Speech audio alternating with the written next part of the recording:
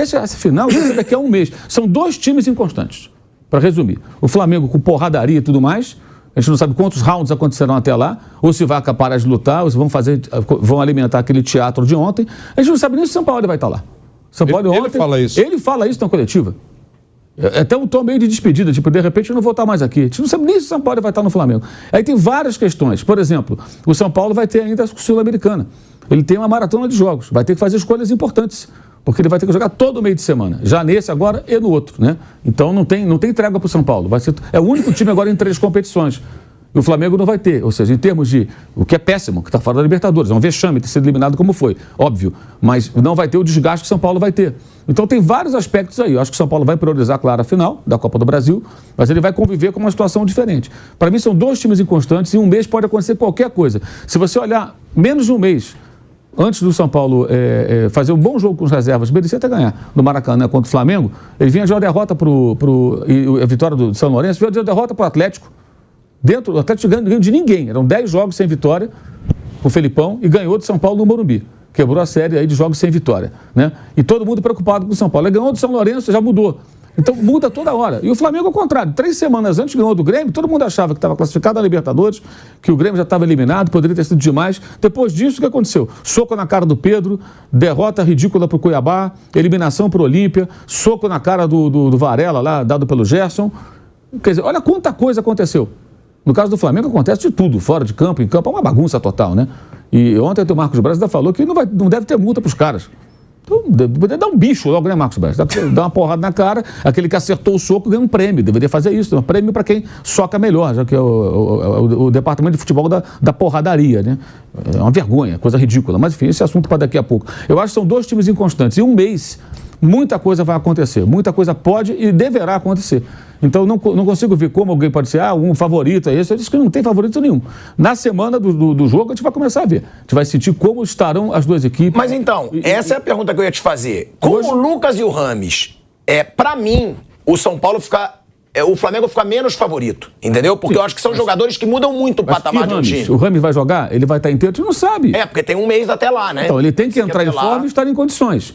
Ou ele vai se machucar de novo? A gente nunca sabe. Tratando do Rames é uma interrogação monstro. O Rames é tipo o Renato Augusto.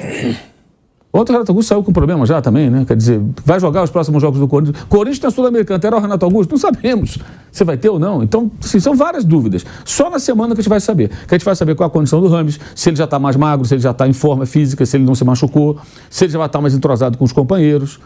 Como é que vai estar o Lucas também nesse contexto todo?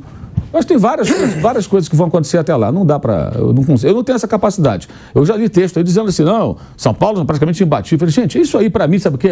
Para mim isso é caça-clique.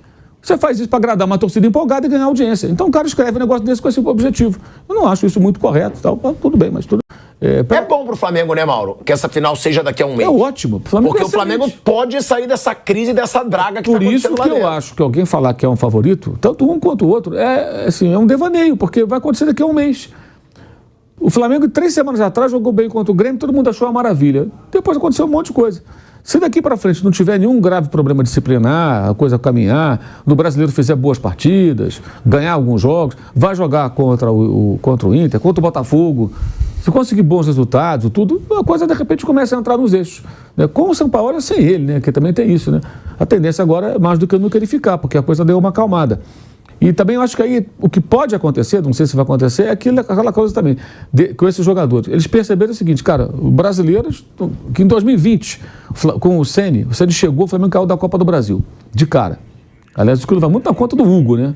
O Flamengo começa a ser eliminado quando o Hugo tenta driblar o Brenner e o Flamengo perde o jogo no Maracanã. Depois ele sai dos pênaltis da Libertadores contra o Racing, também com vários desfalques e tudo, muitos problemas. Ele demora a organizar o time. Quando ele consegue ajustar o time, já está na virada para 21. O campeonato invadiu o ano seguinte por conta da pandemia. E aí ajustou o time. E os caras pegaram junto mesmo ali. O Flamengo teve uma sequência de vitórias, jogos muito bons e foi campeão, por isso. O Flamengo não foi campeão porque o Edenilson estava impedido. Foi campeão porque na reta final ele pontuou, ganhou de vários jogos. Do Palmeiras, do Corinthians, do Inter, do Grêmio, em casa, fora. Venceu várias partidas e aí arrancou para levantar a taça no final. Houve uma mobilização ali. Se o São Paulo conseguir fazer isso, se o Flamengo conseguir fazer isso, ele chega fortalecido contra o São Paulo. Material humano para isso tem. O técnico não é um mau técnico, acho que ele é um bom técnico, embora tenha problemas de relacionamento, esse temperamento dele é o grande problema. O grande inimigo dele é isso. Porque uma coisa é ele na Europa, do Olympique, chamando os jogadores que vão chegando, e num ambiente onde esse tipo de relação é mais aceitável. Tanto que o Igor Tudor, que é o técnico que veio depois, barrou o Gerson, barrou o Guendouzi, barrou o Payet, que está agora no Vasco, teve problemas aí com os jogadores, não estava nem aí. Mas ele está num ambiente onde isso é mais comum. Aqui no Brasil não é assim. Né? Ainda mais um elenco já encastelado. E ele tem que ser um pouco mais flexível, né? Não é mudar radicalmente a postura, ter um pouquinho mais de jogo de cintura. Ele não tem nenhum. Eu vou querer ver aqui a declaração do Sampaoli, onde ele deixa claro que ele nem sabe se ele vai estar no Flamengo no dia da final contra o São Paulo. Ele tem bastante noção das coisas. Ou seja, ele está sendo bem sincero. Quando a gente acha, pode ser que passe a crise, foram comemorar com ele, abraçar aquele teatro todo que eu e o Mauro a gente acha que é pura lorota, parece que o Sampaoli também não acreditou muito naquilo. Mas ele falou também da comemoração, mas antes vamos ver o que o Sampaoli fala, que ele não sabe se ele vai estar no Flamengo até a final da Copa do Brasil contra o São Paulo, quando perguntam para ele a expectativa para essa final. Temos que jogar como hoje para competir com um time que está em um momento de crescimento. Hay que ver qué acontece de acá a un mes. Acá un mes es como si fuera un año, es lo mismo. Pues a lo mejor yo no estoy aquí, sinceramente, porque el fútbol es eso, es sangre. Entonces, a lo mejor hoy sí sabemos que Sao Paulo tiene un nivel altísimo. Hace 5 fechas no. Hay que ver cómo llega, cómo llegamos nosotros. Esperemos que este sea un punto de partida para que nosotros podamos competir con un time que tiene no solamente muy buenos jugadores, sino también un gran entrenador. Me genera presión que enfrenta a Dorival porque haya ganado un título con Flamengo. Sí me genera tensión el hecho de que Dorival tenga un time extremadamente competitivo. Hoy me tocó ver un pequeño lapso de juego de Sao Paulo con Corinthians y realmente fue muy superior. Entonces seguramente va a ser una llave muy difícil, pero bueno, es una final en la cual para mí es importante disputar una final con Flamengo dentro de un mes. Olha aí, É o Sampaoli deixando claro, e ele ainda fala, né, Vanderlei, que você estava dizendo aqui, sobre a fase do São Paulo. O São Paulo já vinha... Excelente fase do São Paulo, não ganhava 5 jogos, o que ele falou. Que o São Paulo não ganhava 5 jogos e agora já é um baita momento do São Paulo. Agora, ele deixa claro que ele não tem muita segurança no cargo. Ninguém tem, a não ser o Guardiola. Abel Ferreira hoje no Brasil tem. Sim, é claro. Vojvoda hoje no Brasil tem. É o que a gente fala, se tiver uma gestão, tem. Você tem que colocar sempre um pé atrás, né? Porque a gente não sabe. Quando a gente fala... Luiz Castro teve. Não, é óbvio que alguns técnicos não são demitidos da noite para o dia, mas eles não são demitidos pelo trabalho que realizam. O Abel tem uma gordura mesmo, né? Mas você viu que em alguns momentos ele deixou escapar que pode terminar a temporada e vamos conversar. É isso, o próprio Abel. O Vojvoda, da mesma maneira, ele pode em algum momento terminar o vínculo, mas ele tem estrutura, assim. O Luiz Castro estava seguro, mas aí chegou uma proposta e ele tomou o avião. No caso do Sampaoli, que é a sua observação, ele está enfrentando um problema com o elenco. E se o Flamengo não prosperar dentro de campo, ele tem razão no que ele falou. Ele tem razão. No Brasil é isso e agora em muitas partes do mundo.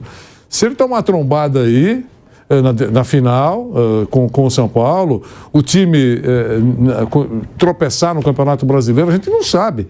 Se os jogadores demonstrarem claramente que gostariam que fosse alterado o comando técnico e normalmente o Cartola atende, ele tem razão, ele deixou isso no ar, ele colocou uma figuração de linguagem, digamos assim, mas que pode efetivamente acontecer com ele e com muitos outros aqui no Brasil, Asmar. Bom, aí a gente tem a outra declaração do Sampaoli, antes da gente falar do pênalti, né, que foi marcado para o Flamengo, eu não achei pênalti, e a gente vai falar sobre essa situação, quero inclusive ouvir o Seneme, né, o presidente da comissão de arbitragem, no seu vídeo de terça-feira, né? Terça-feira é quando ele faz a videocacetada da comissão de arbitragem. E aí eu quero ouvir o que ele vai falar. Agora, o Sampaoli, Flávio Prado, ele fala sobre o teatro, né? Ele não falou, eu que estou falando que foi um teatro, a comemoração dos jogadores com ele lá, todo mundo abraçando. Quem puxa o Sampaoli é o Gabigol e o Fabrício Bruno. Os jogadores estão comemorando ali com o banco, tipo, tamo junto, e aí o Sampaoli e o Fabrício Bruno puxam, o Gabigol e o Fabrício Bruno puxam o Sampaoli pra roda. Vamos ver o que o Sampaoli falou dessa comemoração que chamou a atenção de todo mundo. Una sensación de alegría que cuando hicimos el gol, entonces era la clasificación a una final, normal la alegría de los jugadores por haber logrado algo que creo que ni siquiera ni vos ni la gente de Flamengo esperaba. Entonces seguramente una descarga de alegría por la final. La unidad es importante, más importante cuando las cosas no salen. En la vida, en fútbol, normalmente las cosas salen menos de los que salen más. Entonces ahí se ve realmente el ser humano, cuando realmente las cosas no funcionan. Cuando las cosas van bien, cuando se hace un gol, el festejo es normal. Si seguramente la soledad del entrenador en la derrota hubiera acontecido hoy también. No creo yo que la decisión del entrenador en la toma de decisiones está vinculada a un área que es la proyección. La ejecución es otra área en la cual yo no llego ahí. Puede suceder como no puede suceder, pero estamos intentando de todos los lugares. Estamos tratando de convencer a un grupo de futbolistas que juegue de una determinada manera. Y eso alguna vez lleva tiempo, alguna vez acontece rápido y a veces no acontece jamás. Olha aí, ó. É uma declaração boa, porque ele fala, estamos tentando convencer o grupo de jogadores que atua de determinada maneira. E isso demanda tempo. Algumas vezes acontece rápido, às vezes acontece devagar e às vezes nunca acontece. É o que diz o Sampaoli. E outra coisa que me chamou a atenção é quando ele diz, a união é importante, mas é mais importante quando as coisas não saem bem. Na vida, no futebol, normalmente as coisas saem menos bem do que saem bem. Então aí que se vê realmente o ser humano, quando as coisas não funcionam. O Sampaoli passa aí alguns recados nessa declaração, né? Ó, ter união agora é mole. Comemorando lá, classificação para final. Ser humano você vê quando as coisas vão mal. Tem um amigo meu que diz que ele é um observador da vida. Ele diz que ele passou a vida toda observando quem comparece em festa e quem comparece em velório. É isso. Ele sempre deu muito valor àquelas pessoas que comparecem, às vezes até isoladamente, em velório. É óbvio que é uma figuração de linguagem que ele faz, no momento da tristeza, no momento da dificuldade, no momento do balanço do navio, é que você vê as pessoas que estão ao seu lado, que apoiam, que trazem uma palavra de apoio, aquilo que tem um peso. Na hora do oba-oba, é bom também receber abraços, sorrisos e tal, mas no fundo, é na festa, né? Então é mais ou menos isso, eu acho que ele quis dizer, não sei, ele é que tem que sentir se aquilo foi sincero ou não. Ele que vive com esses caras o dia inteiro. Eles que sabem o que é teatro, na verdade eu entendi o que você falou, ou não, né? Muitas vezes você é abraçado por alguém que te apunhala. É isso. O tempo todo. Então, na vida é o tempo todo. E ele sabe. Ele sabe exatamente aqui naquela brincadeira toda lá, naqueles 20 que abraçaram, não sei o quê. Vai, você bonzinho. 10 foram abraços sinceros, brincadeiras sinceras. Talvez ele tenha conhecimento de que nem todo mundo está fazendo aquilo publicamente, aquilo que também faz nos bastidores. É isso, Asmar. Para mim fica claro, bom, uma coisa lógica, o treinador, raramente o treinador é amigo dos jogadores. Ele é o comandante e ali ele vai desagradar um grupo grande, né? Vai desagradar mais do que agradar. Quem joga fica feliz, quem não joga é inimigo do cara, normal. Isso é a lei da vida, a lei do futebol. Mas existe aquele cara que se impõe ou pelo conhecimento tático muito grande, ou por atitudes que ele toma e que, por um espírito de justiça, né? Muito correto, porque o cara que não está jogando, ele pode não ficar feliz, mas ele sabe, se houver um espírito de justiça, atitudes justas, ele vai entender que, não, eu gostaria de estar lá, mas poxa, né? E quando troca o técnico que ele gosta, que ele vai ter uma oportunidade maior, mas ele sabe que o cara é melhor que ele. E aí, ou está melhor que ele naquele momento. Então, o fato dele não ser amigo dos jogadores, eu acho que é natural. O problema todo é até que ponto ele não é amigo e até que ponto ele tem inimigos dentro do grupo. Esse é o ponto principal. Isso aí. É isso, porque não ser amigo, amizade, aquela... às vezes tinha alguns técnicos, por exemplo, o Pepe, né, o Zé Macia Pepe, os caras adoravam ele, jogavam por ele. O Oswaldo Brandão, ele conseguia fazer uma amizade com os caras jogavam por ele. Mário Travalini, que trabalhou com a gente, era um cara adorado pelos jogadores. Mas são exceções. Normalmente o técnico ele tem alguns caras que são mais próximos, mas não necessariamente amigos, e tem aqueles caras que, sabe, mantém uma distância, e até alguns treinadores gostam muito disso. Eu falava muito com o Minelli falava, olha, eu não dou satisfação nem quando eu escalo, nem quando eu não escalo. E mantinha uma certa distância, né? Mantinha uma certa distância. Ontem ele está incomodado com aquela coisa. Ele fala, bom, na hora da festa todo mundo se abraça. Aí que ele cita essa frase, né? Na hora da festa todo mundo se abraça. É uma relação que ela teve algum momento que ela entra no estresse muito grande. E eu acho que ela quebra definitivamente até o respeito no momento que o preparador físico do São Paulo dá uma porrada no Pedro e o São Paulo não toma uma posição firme. Ele, em nenhum momento, ele recrimina o assessor dele, nenhum momento ele dá solidariedade ao Pedro, que, sim, pisou na bola também.